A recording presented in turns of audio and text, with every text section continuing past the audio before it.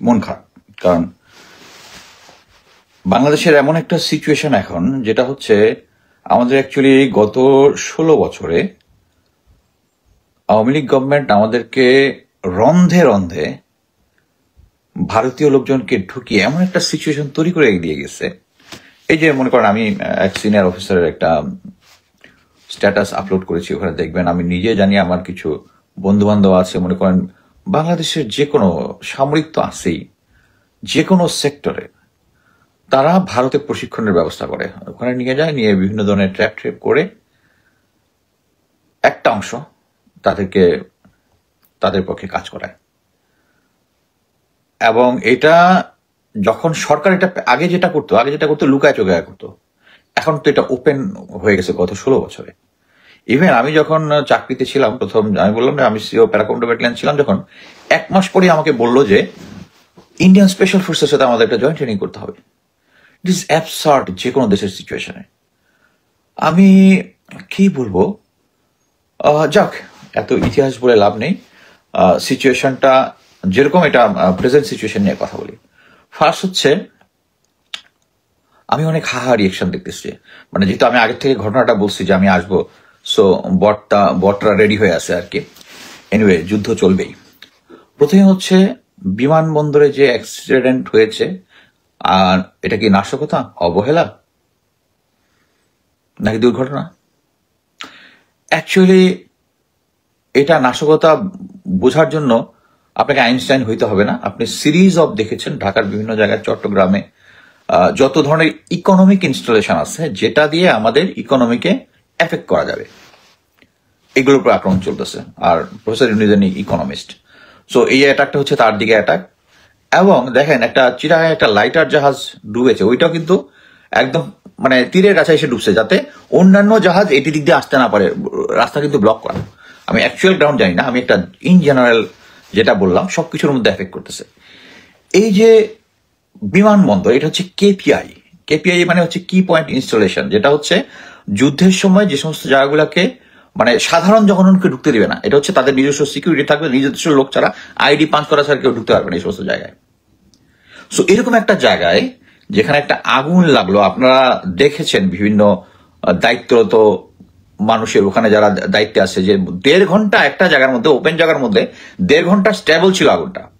ওই সময় তা নিবানো হয়নি, তাদেরকে ব্লক করা হয়নি। বাইরে থেকে যখন ফায়ার ফাইটার আসছে, কেপিআই এর দোহাই দিয়ে যে উপরের পারমিশন লাগবে দেয় নাই, কেপিআই দোহাই দিয়ে ঢুকতে দেয় নাই, আগুনটাকে বাড়তে দিছে। সো এখানে এটা কি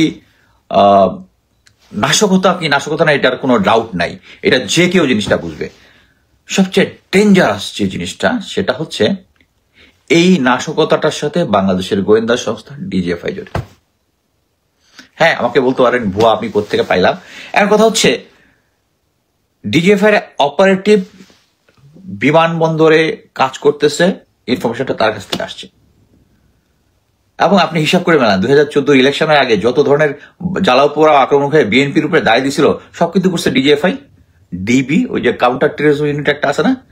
সো এটার সাথে আরো একটা ইনফরমেশন আমাকে দেই, যখন এই গুদামে আগুন লেগে কালো ধোঁয়া উপরে উঠতেছিল, তখন ডিজিএফআই মেজর জেনারেল জাহাঙ্গীর কোথায় ছিল জানেন? উনি গল্ফ খেলছিলেন এবং আগুন কিন্তু লেগে গেছে, ইয়া হয়েছে। মন কথা হচ্ছে, একটা জেনারেল, যে গোয়েন্দা সংস্থা যেখানে $1 বিলিয়ন সরকারের পুড়ে গেছে, এরকম একটা সিচুয়েশন সময় উনি গল্ফ খেলতেছেন আরেকজন জেনারেলের সাথে, আমি আর নামটা বললাম না। যখন এই জিনিসটা একজন জিজ্ঞাসা করলো, তখন একজন দূর থেকে শুনছে, যে বলতেছে যে এখন দেশে অনেক কিছুই হবে, যেখানে আগুনের কথা যখন তাকে দেখানো হয়েছে হবে।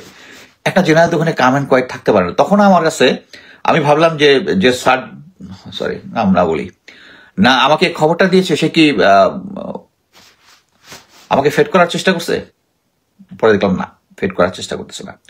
সো এটার কারণ কি, পরবর্তীতে আমি আরো ডিগ ইন করে যেটা জানলাম, এটার পিছনে জেনারেল ওয়াকার আছে। কারণটা হচ্ছে, এই 22 তারিখে অফিসারদেরকে নিতে হবে আইসিটি আদালতে, এবং উনি আগের থেকে জানতো। আপনার একটা জিনিস দেখেন, আমরা যখন সেনাবাহিনীর বিভিন্ন লুপহোল, অন্যান্য বাহিনীর লুপহোল নিয়ে কথা বলি, তখন আমরা সেনাবাহিনীকে মেলাইন করার চেষ্টা করছি। আমি কয়েকদিন আগে, 2 দিন আগেই তো লিখলাম যে সিভিল এভিয়েশন, ওখানে এয়ারফোর্সের ডোমিনেশন নিয়ে। তখন আমাকে বললো আমি এয়ারফোর্সের সাথে গন্ডগোল লাগিয়ে দেওয়ার চেষ্টা করছি। It's not air force, it's not navy, it's not army, it's Bangladesh. আমরা যেটা চেষ্টা করতেছি সেটা হচ্ছে সেনাবাহিনীকে সিধা করার জন্য। আমরা আর্মির এগেনস্টে কোনো প্রোপাগান্ডা করতেছি না, কিন্তু এরকম একটা সিচুয়েশনে আর্মির এগেনস্টে প্রোপাগান্ডা করতেছি। আচ্ছা ভাই, এর আগে যে 3টা লেফটেন্যান্ট জেনারেল, 4টা লেফটেন্যান্ট জেনারেল, একটা মেজর জেনারেল ভারতে পালায় গেল, শত্রু দেশে পালায় গেল, সেনাবাহিনী থেকে একটা ইয়া দিচ্ছে যে এটার জন্য আমরা লজ্জিত, আমাদের ভাবমূর্তি ক্ষুণ্ণ হয়েছে। চাকরিরত মেজর জেনারেল কবির ভারতে পালায় গেল, এটা কি সেনাবাহিনীর ভাবমূর্তি ইয়া হয়েছে? অন্য যে কোনো দেশ হলে গভর্নমেন্ট থেকে আইএসপিআর সেনাবাহিনী যে অ্যাড্রেস করতে, যে এরকম একটা জিনিস হয়েছে আমরা টেক কেয়ার করতেছি, এই জিনিসটা ফিউচারে যেন না হয়। বাট আমরা কি করতেছি? আমরা এখন ইনভেস্টিগেশনের বাইরে হইতেছে যে কয়েকদিন আগেও সে ব্যাংকের অ্যাকাউন্ট থেকে টাকা তুলছে, সে পালায় যাওয়ার পরেও সে এই পালায় যাওয়ার আগে ইন্ডিয়াতে গেছে, গিয়া কোন বাসায় থাকবে, ভাড়া টাড়া সবকিছু দেখে আসছে, কোথায় ভাড়া থাকবে, কোথায় উঠবে। এখন আবার তথ্য বের হয়েছে যে গোয়েন্দা সংস্থার লোক তাদেরকে জানাইছে যে আপনার জন্য উত্তরণ বিল্ডিং সেট করা হয়েছে। 9 তারিখে যাওয়ার আগে তাকে শুভেচ্ছা দিয়ে সমস্ত মেসেজ এখন কিন্তু আউট হচ্ছে। আমি জাস্ট কিছুক্ষণ আগে মেসেজগুলো দেখলাম। সো গোয়েন্দা সংস্থাগুলা এই জিনিসগুলো, একজন জেনারেল হ্যাপেন্স টু বি আগের ফ্যাসিস্ট হাসিনার MSPM ছিল, তাকে সে ভারতে চলে যাচ্ছে আগে, গোয়েন্দা সংস্থার কোনো খবর নাই। DGFI NSI ঘুমাচ্ছে, এবং সে পালায় যাওয়ার পরে সেনাবাহিনীর কোনো ভাবমূর্তি ক্ষুণ্ণ হচ্ছে না, কোনো ভাবমূর্তি ক্ষুণ্ণ হচ্ছে না। সেনাবাহিনী পালায় গেছে, সার্ভিং জেনারেল, কোনো ভাবমূর্তি ক্ষুণ্ণ হচ্ছে না। ক্ষুণ্ণ হচ্ছে আমি এখানে এসে বা আমেরিকা থেকে যখন এই জিনিসগুলো বলতেছি তখন ভাবমূর্তি ক্ষুণ্ণ হচ্ছে। এক পার্টি আবার আমাকে আইসা তো আজ করে বলে আপনি তো এরকম সেনাবাহিনীতে ছিলেন, খুব ডিসেন্ট লোক, আপনি পিনাকির মতো গান্দা লোকরে কেন ইয়া করেন, এটা তো আপনার ভাবমূর্তি নষ্ট হচ্ছে। আরে ভাই, পিনাকি যা বলে সত্য। ওরা এখানে একটা কোশ্চেন ছিল, আমি এটা উত্তর দিই। কয়েকদিন আগে আমার কাছে বিভিন্ন তথ্য আসছে যা আওয়ামী লীগের এক পার্টি, তারা তো টাকা খাওয়ার ধান্দায় থাকে। তারা এখন যে তারা একটা শ্যাডো ক্যাবিনেট বানাইছে ইন্ডিয়াতে, তাদেরকে গিয়ে বলছে আমরা পিনাকিরে ইয়াতে মাইরা ফেলবো, কি বলে প্যারিসে মাইরা ফেলবো, এটা টাকা বরাদ্দ চাইছে। তথ্যটা আমি পিনাকি দ্বারা কল দিছি। আমি দিয়ারে বললাম যে দাদা, একটা তথ্য আছে, আপনাকে আওয়ামী লীগের একটা পার্টি এরকম মাইরা ফেলার চেষ্টা করতেছে। উনার পিনাকি ফার্স্ট আলহামদুলিল্লাহ, আমি শহীদের মৃত্যুবরণ করবো। তাহলে আমি বললাম দাদা, এত অস্থির হয়েন না, শহীদ পাওয়ার জন্য এটা আমি যেটা মনে করতেছি এটা ফাও, এ শালার টাকা খাওয়ার জন্য দেখাচ্ছে যে আপনার এগেন্স্টে কিছু একটা করে ফেলবে। বাট চিন্তা করে, বাট আমার কথা হচ্ছে সাবধান থাকতে কোনো সমস্যা নেই। তো উনার যে ইনস্ট্যান্ট রিয়াকশন দেখছি, তাতে উনার অন্যান্য যে সমস্ত সমস্যা আছে ওইটা আমার সমস্যা না। আমি জেনারেল পিনাকি দাকে পছন্দ করি, তার বিশ্লেষণ পছন্দ করি, কিন্তু আমি কিন্তু 3বার উনার এগেন্স্টে, উনি যে সময় আইকিবির পক্ষে বসে সাথে সাথে আমি দাঁড়াইছি। আমি কার অন্ধভক্ত না, কোন রাজনৈতিক দলেরও না, কোন ব্যক্তিরও না, বাট পিনাকি দা হচ্ছে দেশপ্রেমী, এটা হচ্ছে ফাইনাল। আচ্ছা, এখন ওই জায়গায় আসি। জেনারেল কবির এর আগে 5টা সেনা কাস্টাডিতে থাকতে এদের ওয়ারেস্ট ওয়ারেন্টে বের হতে পালাই গেছে।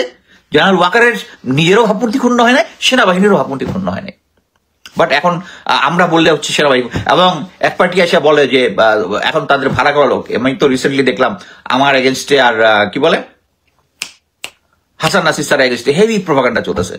আমি এটা তো অভ্যস্ত, আমি ফ্যাসিস্ট হাসিনার সময়টা দিচ্ছি, এগুলো আই ডোন্ট কেয়ার। এবং বিএনপির এক পার্টি হচ্ছে ওইটা মানে ইয়া করার পরে, যেহেতু আমি বিএনপি জামাত এদের পক্ষে বিপক্ষে দিয়ে থাকি, বিএনপি পার্টি আবার আমার হেভি খাইতেছে। আমি আমার ওয়ালের মধ্যে দিয়ে রাখছি যে যাদের সমস্যা আছে হাসিন স্যারকে তুলে নিয়ে আসা, ম্যাডাম খালেদা জিয়ার পাশে, ওখানে গিয়ে পড়েন, আগে দেখেন ওইটার মধ্যে আবার কোশ্চেন করে ওইটা না করে, যেটার উত্তর অলরেডি ভিডিওতে আছে ওইটা দেখবেন আসে। কারণ তার কথা হচ্ছে এখানে এসে প্রোপাগান্ডা করে, আমাকে বিতর্কিত করার চেষ্টা, বাট আই ডোন্ট কেয়ার। আচ্ছা, এখন আসি হচ্ছে যে এই যে নাশকতাটা খুললো, এবং এর সাথে আপনি নাশকতাটা আরো কনফার্ম হতে পারবেন কেন, যে তারা 1.5 ঘন্টা ভিতরে ঢুকতে পারে। একটা জিনিস বুঝছেন যে এইখানে যে কি বলে KPI, কি পয়েন্ট ইনস্টলেশন, এবং control by a military command. Military বলতে আমি এয়ারফোর্সকে বুঝাচ্ছি, military command, civil aviation.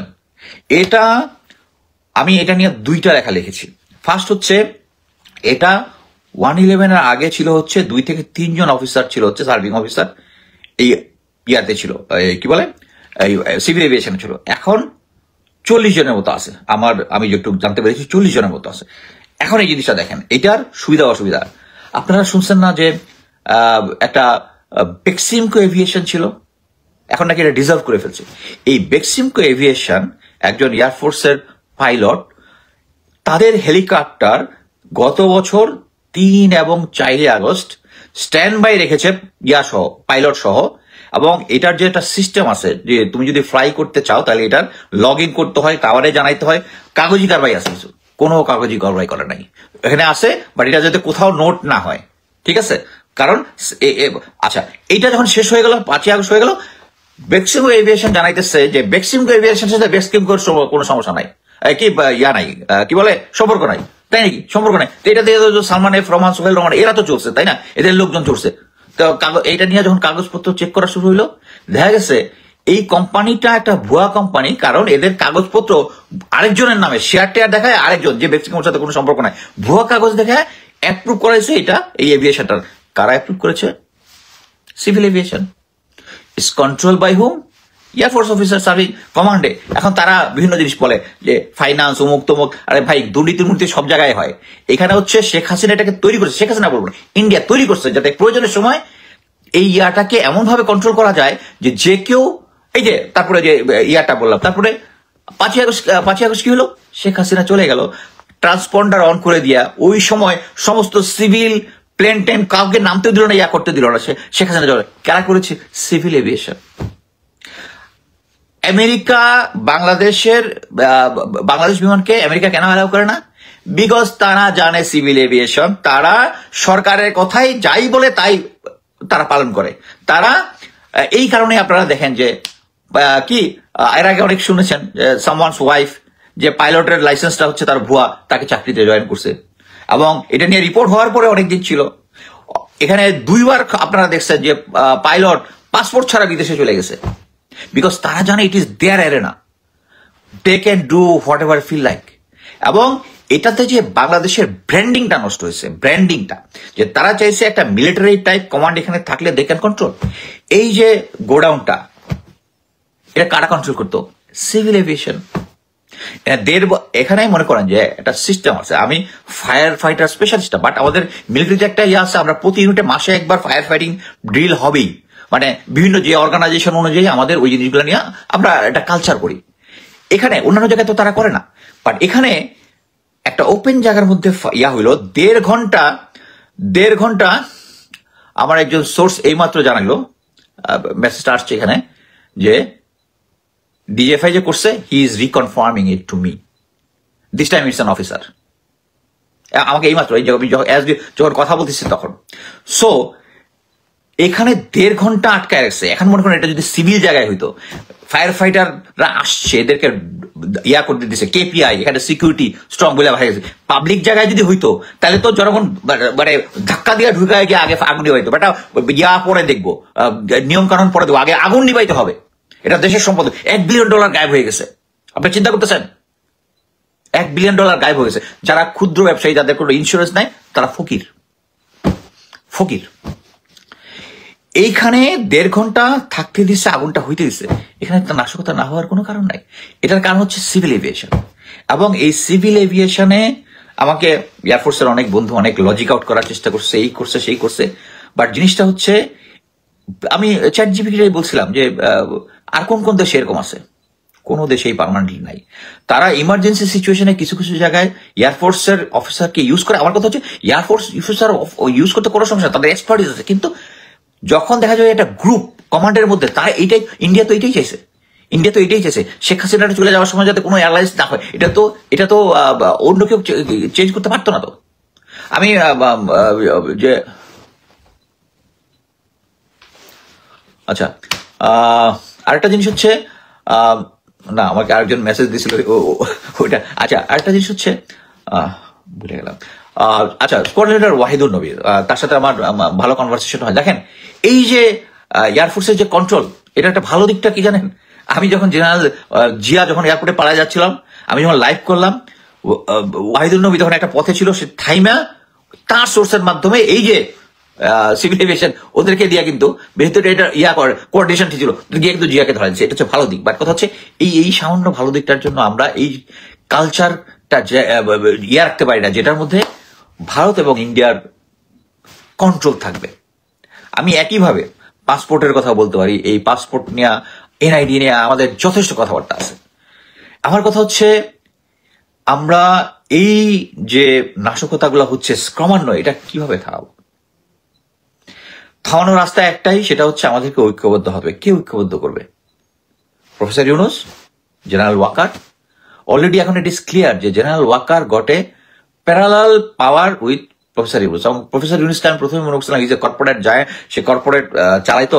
Normally corporate যারা থাকে তারাও একটু রুথলেস হয়, বাট উনি মানে বাজেভাবে ফেল করেছে, বাজেভাবে ফেল করেছে, বাজে। এখন আরেকটা নিয়ে কথা বলি, যে একটা ইয়াতে আমি কয়েকদিন আগে দিয়েছিলাম যে ইন্ডিয়া থেকে একটা ইন্টেলিজেন্সের, মিলিটারি ইন্টেলিজেন্সের একটা 4 জনের আসছে। এটার চিঠি যখন আমি পাবলিশ করি, তারা অ্যাকচুয়ালি তাদের কার্যক্রমটা শর্ট করেই চলে গেছে, আমি যেটা শুনেছি। আমি একটা শুনেছি যে কি জেনারেল ওয়াকারের সাথে তারা হেলিকপ্টারে ওই চিকেন নেগের ওদিকে গিয়েছিল, এয়ারপোর্ট গুলাতে ঘুরছে। আমার মনে হয় এটা সত্য না, বাট জেনারেল ওয়াকার গিয়েছিলেন। জেনারেল ওয়াকার অ্যাকচুয়ালি এখন 2 দিন পরে পরে প্রতিটা ফরমেশনে যাচ্ছেন। সবচেয়ে ইম্পর্টেন্ট হচ্ছে, উনি আমাকে অনেক গুরুত্ব দিয়ে ফেলতেছেন। সেটা হচ্ছে, উনি প্রতিটা জায়গাতে ফরমেশনে সৈনিকদের সাথে কথা বলতেছেন, অফিসারদের সাথে আলাদা কথা বলছেন। অফিসারদেরকে বলতেছেন যে তোমরা কনক সারোয়ার, পিনাকি, ইলিয়াস আর আমার কথা শোনা যাবে না। তোমরা যদি শোনো, তারপর থ্রেটও দিয়েছেন, তোমরা যদি শোনো তাহলে আমরা সার্ভারের মাধ্যমে আমরা ওয়াচ করতেছি কারা কারা তার কথা শোনে। তার মানে হচ্ছে জেনারেল ওয়াকার এই কথাতে আমার মনে হয় না কোনো এফেক্ট পড়বে। কারণ যে আমার ভিডিও দেখার, যে কনকের ভিডিও দেখার, যে ইলিয়াসের ভিডিও দেখার, পিনাকির ভিডিও, তারা ঠিকই ম্যানেজ করে দেখবে। আপনি আপনাদের সিকিউরিটি অনেক কিছু বাড়িয়েছেন, সেটা আমি ভালো মতোই জানি। বাট কথা হচ্ছে, একটা জিনিস বুঝেন যে ভারত আমাদেরকে কন্ট্রোল করতেছে, যে এবং এটার জেনারেল ওয়াকারের প্রতিটা পদক্ষেপে এটা বোঝা যাচ্ছে। একটা জিনিস দেখি, বললাম না জেনারেল কবির চলে যাচ্ছে, এর আগে রেকি টেকি করে আসছে, আমাদের গোয়েন্দা সংস্থার কোনো খবর নাই। এখন এটা কেন করতেছে? It is supported by general Waker. Just এই যে 22 তারিখে 15 জন অফিসারকে, সার্ভিং অফিসারকে তাদেরকে আইসিটি আদালতে নিতে হবে, এটাই। এর কারণটা হচ্ছে, আমি আগেই বলেছিলাম যে উনি জানতো যে আমি অ্যাকচুয়ালি জেনারেল কবির যে জেনারেল ওয়াকারের এগেইনস্টে স্টেটমেন্ট দিয়েছে, এটা আমি আগেই জানতাম। এটা নিয়ে কিছু বলার কিছু নাই, কারণ বললে সে পালা যাবে। আমি তো চাই না সে পালা যাক, আমি চাইছি সে থাক। সে শেখ হাসিনার পাশে ছিল, সে যে সাক্ষীটা দিবে সবচেয়ে অথেন্টিক সাক্ষী সে দিবে। আর আমি বলছি general Kabir is not that smart guy যে একা একা ইন্ডিয়াতে পালা যাবে। তাকে জেনারেল ওয়াকার পাস করে দিচ্ছে, এটা তো ক্লিয়ার। সে তার যে টাকার হিসাব দিকে দিচ্ছে, সে এর আগে থেকেই ধীরে ধীরে তার 1,77,00,000 টাকা ছিল তার অ্যাকাউন্টে, ধীরে ধীরে টাকাগুলো সে তুলতেছে এবং তুলে সে নিয়ে গেছে। সো এখানে তাদের মেইন উদ্দেশ্য হচ্ছে, এই 18 জন যখন যাবে আইসিটি আদালতে, তখন যেটা হবে, তখন তারা বুঝে ফেলবে যে তাদের আর অ্যাকচুয়ালি পালানোর রাস্তা নাই। সো তখন দে উইল গিভ অ্যানাদার 150 থেকে 200 অফিসারের নাম বলবে তারা কোথায় ছিল। আপনারা দেখছেন নাবিলা ইদ্রিসের আইসিটির আদালতে গুম কমিশনে, যে সে বলছে যে আমরা ডিজিএফ কে জিজ্ঞেস করছি যে সিটিআইবির ডাইরেক্টররা কে ছিল, এটার নাকি অনার বোর্ড নাই, এই জন্য জানে না কে ছিল, ওখানে ডাক্তার কে ছিল জানে না, কোনো কিছু জানে না। চিত্রা লিখিত হবে এটার অ্যান্সার দিচ্ছে, মানে দে আর দ্যাট কনফিডেন্ট যে এই আইসিটি আদালতকে কোনো ইনফরমেশন না দিলেও চলবে। তারা এখন পর্যন্ত কিছুই দেয় নাই। এই যে আইসিটি আদালত, এই যে এদের সাথে যে কথাবার্তা বলছে, এখন তো কবিরই কিছু বলছে। এবং আপনারা জেনারেল আকবরও দেখছেন যে কিছু কিছু তথ্য সে দিছে, জাস্ট যেটুকু দিলে সে নিজে সেভ করা যায়। পরে যখন বুঝলো সে নিজে সেভ হবে না, সে ইন্ডিয়াতে পালাই গেছে। এবং জেনারেল ওয়াকার কবিরকে একই বিল্ডিং এ রেখেছে কলকাতাতে, যাতে কোনো সমস্যা না হয়। আচ্ছা, এখন হচ্ছে এটা করার কারণ হচ্ছে দেশে একটা অরাজকতা তৈরি করা, এবং সেনাবাহিনীর ভিতরে যে সেনাবাহিনীর অফিসারগুলো যখন আরো 150-200 জনের লোক না বলবে, এইটা নিয়ে কিন্তু মানে আমি যেটা জানি যে chief prosecutor Tajul, he is a very confident guy, very strong guy, এবং যারা করতেছে তারা খুব স্ট্রংলি কাজ করতেছে। অনেক বাধা বিপত্তির কথা হচ্ছে, আমি তার সাথে কয়েকবার কথা বলেছি। হি is a very strong man, very strong man. But কথা হচ্ছে, তাকে কি প্রফেসর ইউনুস সাপোর্ট দিচ্ছে? আই ডোন্ট নো, আমার মনে হচ্ছে যে দিচ্ছে না। সবাই একটা জিনিস বুঝেন যে একটা সেনাবাহিনীর আগে 5 এখন 6 সার্ভিং জেনারেল 6 ইন্ডিয়াতে পালাই গেল। সেনাবাহিনীর ভাবমূর্তি ঠিক আছে, জেনারেল ওয়াকার হচ্ছে হিরো। Are you Dam? যে সমস্ত রিটায়ার্ড অফিসাররা এখনো জেনারেল ওয়াকারের স্তুতি বাক্য বলে করেন, you R A Dam sheet. যে একটা সেনাবাহিনীর 5 জন জেনারেল পালায় গেল সার্ভিং থাকা অবস্থায় আর্মি কাস্টাডি থেকে, তবুও ভাবমূর্তি উজ্জ্বল। জেনারেল ওয়াকার একদম কি আগস্টের বীর। আমি অবাক হয়ে গেলাম, সাম ক্রেডিবল অফিসার এই সমস্ত জিনিস শেয়ার করতেছে। আর যারা আমাকে আমার বিভিন্ন স্টেটাস করে, তারা ওই যে শেখ হাসিনারা বলে আমাকে ইনবক্সে ফোন কইরা, মুস্তাফিজ গুড, ভেরি গুড, তুমি সত্যটা তুলে দিতেছো, তাদের একই জিনিস, একইভাবে তারা শেখ হাসিনাকে যেভাবে ভয় পাইতো এখন জেনারেল ওয়াকারকে ভয় পাচ্ছে। আপনারা সেনাবাহিনীতে কেন ঢুকছিলেন? গিয়া এত শিক্ষিত লোক, কলেজের প্রফেসর হইতেন, গিয়া অন্য জায়গায় ঢুকছেন, সেনাবাহিনীতে কেন ঢুকছেন? সেনাবাহিনীতে কেন ঢুকছেন? আমাকে ফোন কইরা যদি আপনাকে অ্যাপ্রিসিয়েট করতে হয়, আপনি ওই জায়গায় গিয়ে 2টা কথা লিখতে পারেন না। এনিওয়ে, আমার যে বক্তব্য ছিল এটাই। এখন এটা থেকে উত্তরণের পথ অ্যাকচুয়ালি যারা এটা নিয়ে গবেষণা করে, সামাজিক যেভাবে গবেষণা করে, তাদেরকে এই জিনিসটা আনতে হবে। বাংলাদেশের গোয়েন্দা সংস্থা থেকে শুরু করে এই যে গত 16 বছরে প্রতিটা সেক্টরের লোকজন ইন্ডিয়াতে পাঠায়া, ইভেন আমি আজকে গতকাল একটা নতুন জিনিস জানলাম, পলক প্রজেক্ট নিয়ে আসতো, ওই যে বিভিন্ন ধরনের, ওই যে একবার দেখছিলেন না কনক সারোয়ারের, মানে তাকে চাঁদাবাজির মামলায় ফাঁসানোর একটা অডিও বানাইছিল। এই ধরনের জিনিস বানানোর বিভিন্ন জিনিস নিয়ে আসে। কি করে জানেন? তারা এইটা প্রসেস করতো MISTর ল্যাবে, MISTর যে ল্যাব আছে ওখানে করতো, কইরা বিল বানাইতে হচ্ছে বনানীর একটা আওয়ামী লীগের পান্ডাদের অফিস আছে না, গিয়ে ওখানে টাকা ভাগাভাগি করে নিয়ে যেত। আহারে এখন বুঝতেছি কি, আপনি অ্যাকচুয়ালি জেনারেল ওয়াকারকে যদি না সরানো হয়, এই সামনের নির্বাচন যদি হয়, ভারত যেটা চাবে সেই অনুযায়ী হবে। আর ভারত আমাদের ভালো কিছু চাবে না, এটা ভালো মতো জানেন। আমার কথা হচ্ছে, জেনারেল ওয়াকার, ওনাকে বলবো আপনি জাস্ট রিজাইন করে চলে যান, আদারওয়াইজ শেষ পর্যন্ত আপনাকে আদালতে যাইতে হবে। আপনি তো আমেরিকা আসার প্ল্যান করতেছেন জানি, কিন্তু আমেরিকার হোমল্যান্ড সিকিউরিটির সাথে আমার কথা হয়েছে যে যারা ওই দেশ থেকে মানবতা বিরোধী অপরাধ করে আসবে এখানে, তাদেরকে আবার পাছায় লাথি দিয়ে বের করে দেওয়া হবে। আপনারও আসেন, পাছায় লাথি দিয়ে বের করে দাও। যদি যখন এটা এটা কোর্ট অর্ডার লাগবে, আদালতে হয়তো টাইম লাগবে, কিন্তু আইসা কোথাও শান্তিতে থাকতে পারবে না। কুইট করেন। শেষ পর্যন্ত আপনারা জিততে পারবেন না। হ্যাঁ, যারা এই ফাইটটা করতেছে তাদের ফাইটটা ডিফিকাল্ট করতে পারবেন, আমার নামে প্রোপাগান্ডা করতে পারবেন, বাট আমার থেকে তো বড় প্রোপাগান্ডা হয়েছে শেখ হাসিনা বলে, ওইটাই কেয়ার করি নাই। এখন বিএনপির কিছু আছে, মনে করেন আমি যদি 2-একটা সমালোচনা করি, তাদের কিন্তু বিএনপির যারা আরো অনেক সিনিয়র, ওদের সাথে আমার কথাবার্তা হয়, বাট বিএনপির যেগুলা চৌধু টাইপ আছে, যেগুলো দেখো চাঁদাবাজিটা, এগুলো সমানে গাল দিতে থাকে, এবং এরাই অ্যাকচুয়ালি বিএনপিকে ডুবাবে। আমার যেটা ধারণা, এরাই বিএনপিকে ডুবাবে। আচ্ছা, আমার অ্যাকচুয়ালি যা বলা ছিল শেষ। আমি কয়েকটা, অনেকের কিছু প্রশ্ন ছিল, আমি প্রশ্নগুলো একটু দেখে আমি কয়েকটা নোট করছিলাম, আমি দেখি কোশ্চেনগুলো অ্যান্সার দিতে পারি কিনা। আচ্ছা, আপনি দীর্ঘদিন গোয়েন্দা সংস্থায় চাকরি করেছেন, আপনার কাছে কি পিনাকি রয়ের এজেন্ট মনে হয় না, এবং আমি অলরেডি বলছি যে প্যাট্রিয়ট। আমার একটা প্রশ্ন, জেনারেল ওয়াকারকে কেন বহিষ্কার অপারেশন করা হচ্ছে না, এটা প্রফেসর ইউনুস জবাব দিতে পারবেন। আমরা যেটা বুঝি, ডক্টর ইউনুস কিছু বুঝতে পারেন না, আমরা হতাশ। আচ্ছা, এখানে একটা জিনিস বলি, আমি অনেক আগে বলেছি যে প্রফেসর ডক্টর ওয়াকারুজ্জামানকে সরানোর জন্য কি করতে হবে। এখন যে সিচুয়েশন, পুরা বাংলাদেশ জানে জেনারেল ওয়াকার কি জিনিস। ওই সমস্ত বুস্টিং ফেসবুকে পোস্টিং করে কিছু লোককে কথা বলে কোনো লাভ নাই, জানে। প্রফেসর ইউনুসকে করতে হবে, তার ফায়ারের আদেশটা দিতে হবে, দিয়ে একটা ওনাকে পাঠাতে হবে প্রেসে, আর একটা পাঠাতে চুপ বাপ করে ওখানে সাইন করবে। কারণ জনগণ তখন, আমি একটা জিনিস বলতে পারি যে প্রফেসর ইউনুস এটা যখন সাইন করবে, ঘোষণা দিবে, জনগণ তার সাথে দাঁড়ায় যাবে, এবং সেনাবাহিনীও তার পাশে দাঁড়াবে। জেনারেল ওয়াকার এখন যতই এই ইয়াগুলো নেক, যতই প্রিভেন্টিভ মেজার গুলো নেই, উনি বিভিন্ন জায়গায় সিকিউরিটি বাড়াইছে, তার সিকিউরিটি বাড়াইছে, সবকিছু করছে, কোনো লাভ হবে না। কারণ এইটা নিয়ে, এই পার্টিকুলার 16 জন অফিসার, সার্ভিং অফিসারের এটা নিয়ে একমাত্র ফিউ অফিসার তারা চাচ্ছে এটাকে গো ধরতে, কারণ তারা জানে এটা এক্সপোজ হলে তারা ফার্দার এফেক্টেড হবে। এখনো যারা এফেক্টেড হয় নাই, ফার্দার এফেক্টেড হবে। সো আর জুনিয়র অফিসার যারা আছে, তারা চায় যে আমরা কেন এই হেডেকটা নিতেছি। According to law, they are no more in service. যে লটা নতুনভাবে পাস হয়েছে, এটা আপনারা সবাই জানেন। যে সে নির্বাচন করতে পারবে না এবং সরকারি চাকরি থাকলে চাকরি থাকবে না। হ্যাঁ, এই লটা আমি পরবর্তীতে আমি আন্দোলন করবো এই লটা বাদ দেওয়ার জন্য, কিন্তু বর্তমানের জন্য এটা ঠিক আছে বিকজ অফ জেনারেল ওয়াকারের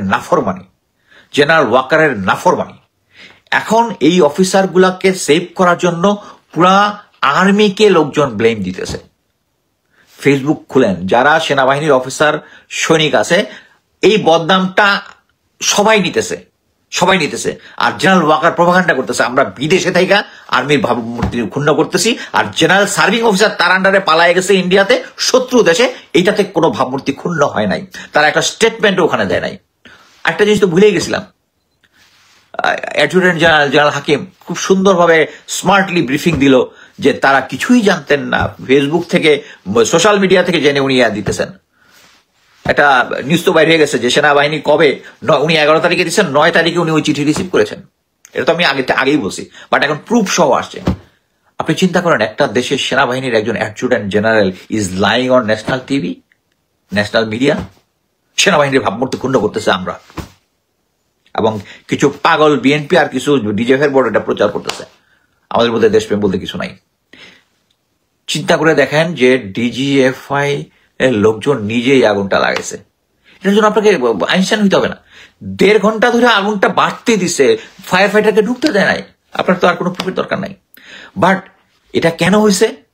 এগেইন আমরা যতই শেখ হাসিনারে দোষী যে কোনো তদন্তের হয় না, বিচার হয় না, কেন সচিবালয়ে যে আগুনটা লাগলো একসাথে, 2 দিকে একসাথে, এটা কি আমরা জানি না কেন লাগছে? ওটার জন্য কোনো বিচার হয়েছে? তদন্ত আমরা দেখি নাই। কিন্তু এটা যদি হইতো, ওই সচিবালয়ে আগুনে, এখন যে ক্রাইমটা করে সে ফার্স্ট হিসাব করবে যে এটার জন্য শাস্তি কি, আমি তো শাস্তি পাবো না, কারণ তদন্তই হবে না। আপনাদের মনে আছে আগে একটা হঠাৎ করে এসিড মারামারি বাইরে গেলো, তারপর মৃত্যুদণ্ড হলো, ওটা খতম। তো আপনি তো তদন্তই করতেছেন না। এখন এই যে এটার একটা তদন্ত যে হবে, কারে দোষ দিবেন? আপনি তো আগেরটারই বিচার করেন না, ওইটা যদি বিচার করতেন তাহলে না এটা হইতো। এখন গল্প মারেন যে আমরা সেনাবাহিনীর ভাবমূর্তি ক্ষুণ্ণ করতেছি। এই DGFI, NSI both are working for general Waker, এবং কিছু আছে মানে এরা জানেও না যে কার আদেশে কি করতেছে। তাদের কি এক ফোঁটা, এই যে লোকটা আমাকে ফোন করছে, এয়ারপোর্টে ছিল, সে যে ফোন করছে, বিবেকের তাড়নায় করছে। আচ্ছা, নেক্সট হচ্ছে, আচ্ছা 64 জেলায় ভারতীয় ভিসা অফিসার অনুমোদন দিয়েছে, সেই এজেন্টকে ঘেরা করতে হবে। এই যে এটা তো আওয়ামী লীগ দিয়ে গেছে, এটা কি কেউ বন্ধ করতেছে? আমি তো দেখতেছি না কেউ বন্ধ করতেছে। আচ্ছা,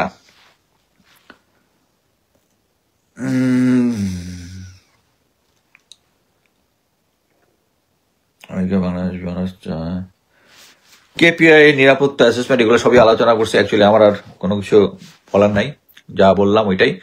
সিভিল এভিয়েশন থেকে শুরু করে সিভিল যত অর্গানাইজেশন আছে, এখানে মিলিটারি কমান্ড আনার ইয়াটাই হচ্ছে আমার এখানে মেইন বলবো, যে এই কমান্ডে আনার ফলেই শেখ হাসিনা পালায় যেতে পারছে, এবং অন্যান্য যে ক্রাইমগুলা, এবং তারা বাংলাদেশে এই যে আগুনটা লাগায় বাংলাদেশের ব্র্যান্ডিং, যে এখন দেখবেন এটা কিন্তু ড্রাস্টিক্যালি আমাদের এক্সপোর্ট ইম্পোর্টের মধ্যে, বিনিয়োগের মধ্যে, আমরা তো আমাদের নিজেদের কেপিআই করতে পারি না। তারা কি জানে না যে 1.5 ঘন্টা আগুনটা লাগতে দিয়েছে, এইখানে এভিল একটা দেশের একটা আছে, তারা কি হিসাব কিতাব করে না?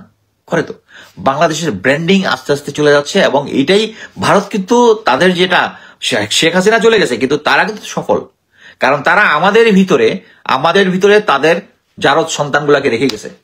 এটার নাম আওয়ামী লীগ হওয়ার যেই হোক, বা গুপ্ত আওয়ামী লীগ হোক, তারা এখনো আছে এবং দেশের এগেইনস্টে কাজ করতে। বাংলাদেশের বড় বড় গোয়েন্দা সংস্থাগুলো তাদের পক্ষে কাজ করতে। আপনার কি দরকার? প্রফেসর ইউনূস, আপনি দয়া করে জেনারেল ওয়াকারকে সরাইলে স্টার্ট হবে, আদারওয়াইজ এই জিনিসটা চলতেই থাকবে। আর কোনো পয়েন্ট আছে কিনা? সত্য কথা, আমরা 16 বছর আগে যদি আমরা ওরকম মুখ্য শিকার। এনিওয়ে, আমার বক্তব্য এখানে শেষ করছি। আল্লাহ হাফেজ।